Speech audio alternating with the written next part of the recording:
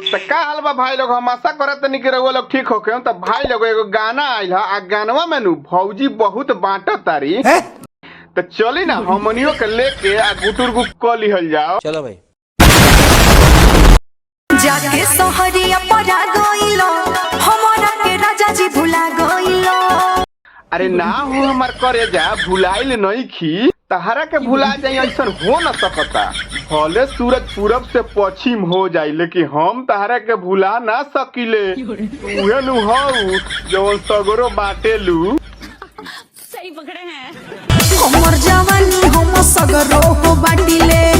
तो देखी तनी कमे बटी ह, न तो बाद में जवानी खत्म हो गला के बाद नु केहू पूछहू ना आई। बाय टाटा गुड बाय गया। तो ये बुझाई कि हम का कहत रहनी ह, सगरो बांटा तारू हमरा के डांटा तारू। ए बाबू के हुओ के हम नाही डांटिले। तो हमनी के कहिया बांटबू बता दो।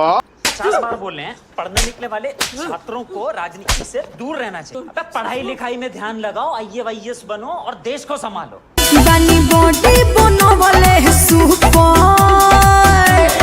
हाँ वो तो देखिए के लागत है कि बॉडी सुपर बा, बाकी इतना बता दो कि कहिया बांटबू। हमरा चोली में दूगो कबूतर, एगो दक्षिण उड़े एगो उत्तर। क्या बोला तूने? हमरा चोली में दूगो कबूतर, एगो दक्षिण उड़े एगो उत्तर। अरे भौजी तो अपना कबूतर के नु घोंसला में रहे दो, न तो शिकारी ढेर घूमत तारे सर, कहीं शिकार न कर दे तहरा कबूतर के। सब बताया वो न कोलटराई। ना ना हमारा शौक नहीं खे, चोली में तो ना जाने आजकल का होता। देख लेनी दो। तो दूगो कबूतर कौन बड़का भारी बात बा हो का भाई लोग।